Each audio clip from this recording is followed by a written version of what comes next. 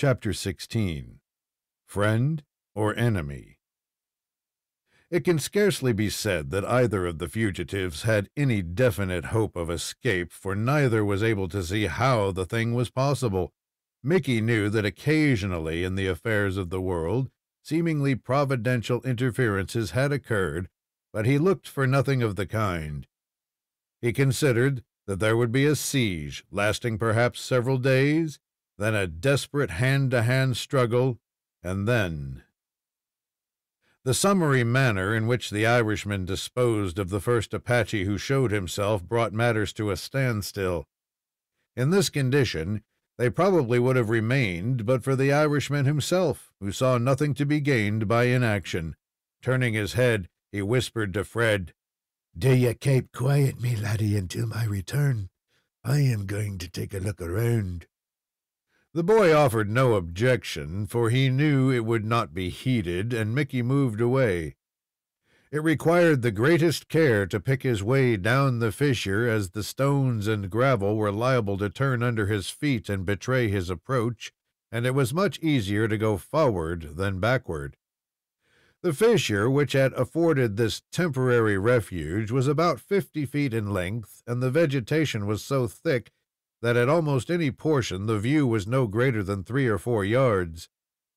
Mickey was in constant expectation of encountering some of the Apaches at every step he took, and in accordance with his principle of hitting ahead whenever he saw it, he held his rifle so as to fire on the very instant the coppery face presented itself to view. But he saw none, and as he advanced, he began to believe that the place was entirely free of the Apaches, who, if prudent, would quietly wait on the outside until their prey dropped into their hands. It was not to be supposed that they would leave any opening on the outside by which the most forlorn chance could be obtained, and Mickey had no thought of any such thing. If he had, it would have been dissipated by the evidence of his own ears. He could hear distinctly their peculiar grunting voices, the tramp of their mustangs, and the evidence which a score of Indian warriors might be expected to give of their presence when they had no reason for concealment.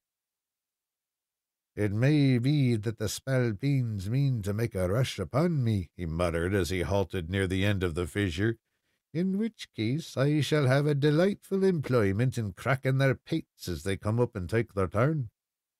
He remained where he was a few minutes longer, and seeing no prospect of learning anything additional, he resumed his advance until he reached a point where it was only necessary to draw the branches slightly apart to gain a view of the main ravine, and this he proceeded to do in the gentlest and most cautious manner possible. The view was satisfactory, as it showed him that the Apaches were gathered at the entrance to the fissure, and were taking matters very coolly and philosophically. Several were on horses, and a number on foot. Among the mustangs moving about, the Irishman recognized his own, astride of which was a dirty-looking Apache with a wide mouth and a broken nose. "You old spalpeen," muttered the indignant Irishman.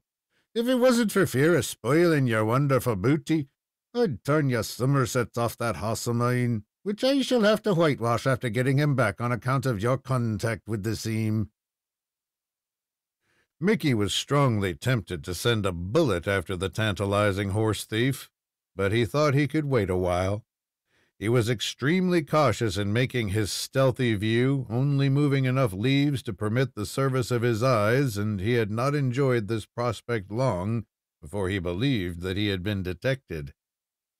Of the 20-odd members comprising the Apache party, about a dozen were constantly in view, the others being too far to the right or left to be seen.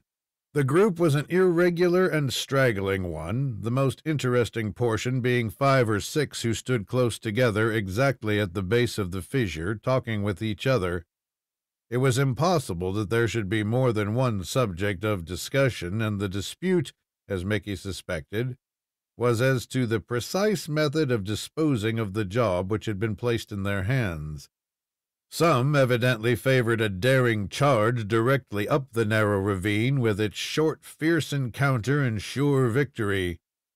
Others had a different plan, and their gestures led the eavesdropper to suspect that they advocated reaching them from the roof, while it was apparent that there were those who insisted upon waiting until the fruit should become ripe enough to fall into their laps without shaking. There could be little doubt that the Apaches preferred to take both prisoners instead of shooting or tomahawking them in a fight.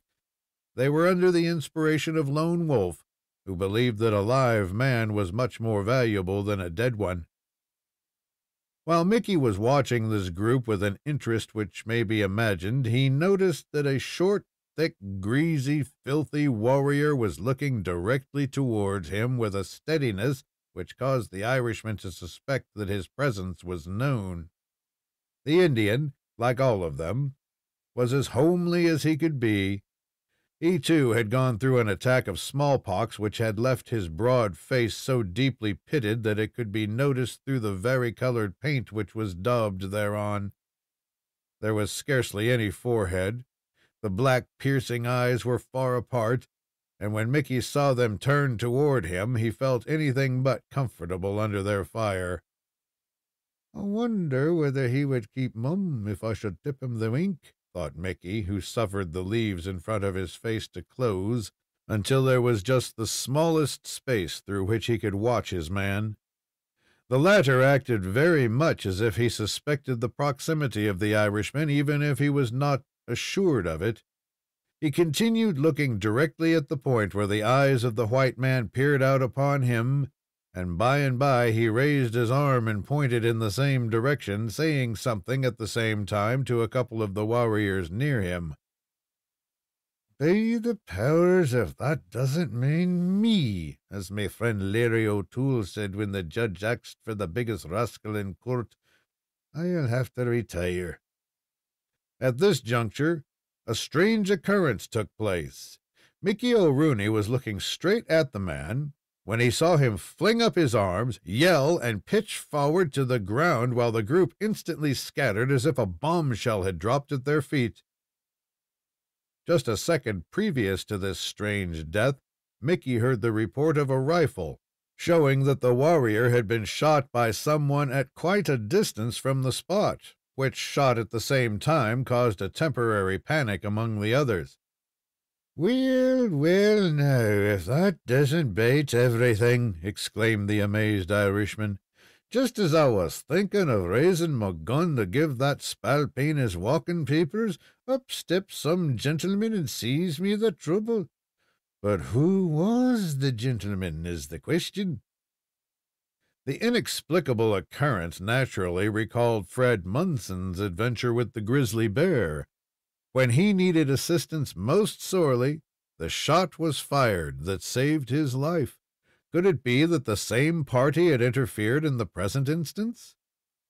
There was plenty of ground for speculation, and the Irishman was disposed to believe that the diversion came from some small party of Kiowas or Comanches who had a special enmity against this company of Apaches, and who, being too weak to attack them, took this means of revenging themselves. It was unsafe, however, to count upon the well-aimed shot as meant in the interest of the whites, although the one that brought down the grizzly bear could not have been meant for anything else than a direct help to the imperiled lad. The Southwest has been noted for what are termed triangular fights. A party of Americans have been driven at bay by an overwhelming number of Mexicans or greasers who have suddenly found themselves attacked by a party of howling Comanches. The latter have scattered the Mexicans like chaff, the Americans acting the part of spectators until the rout was complete, when the Comanches turned about and sailed into the Americans.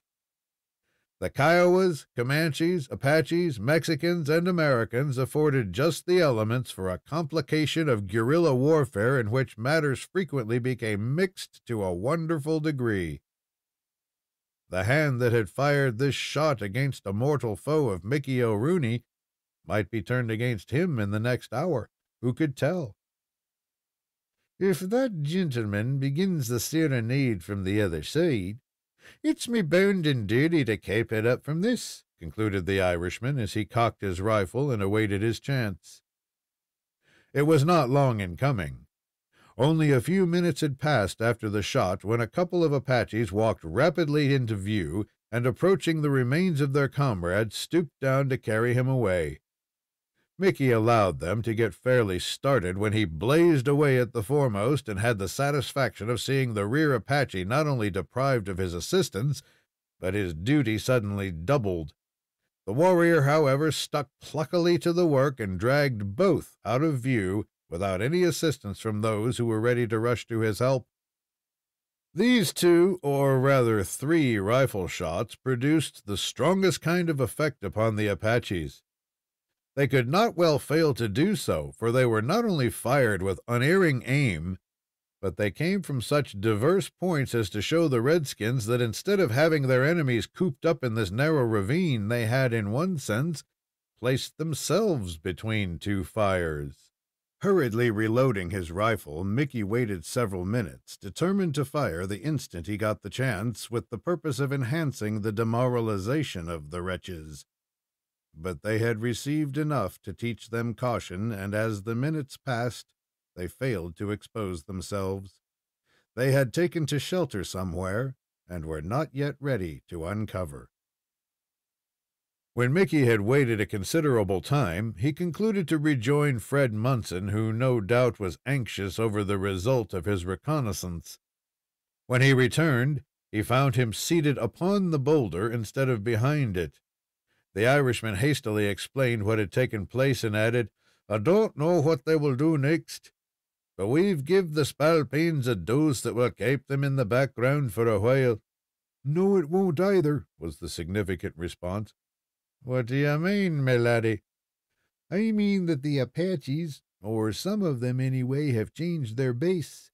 I've heard something overhead that makes me sure they're up there, getting up to some kind of deviltry." End of Chapter 16. Read by Thomas Rose.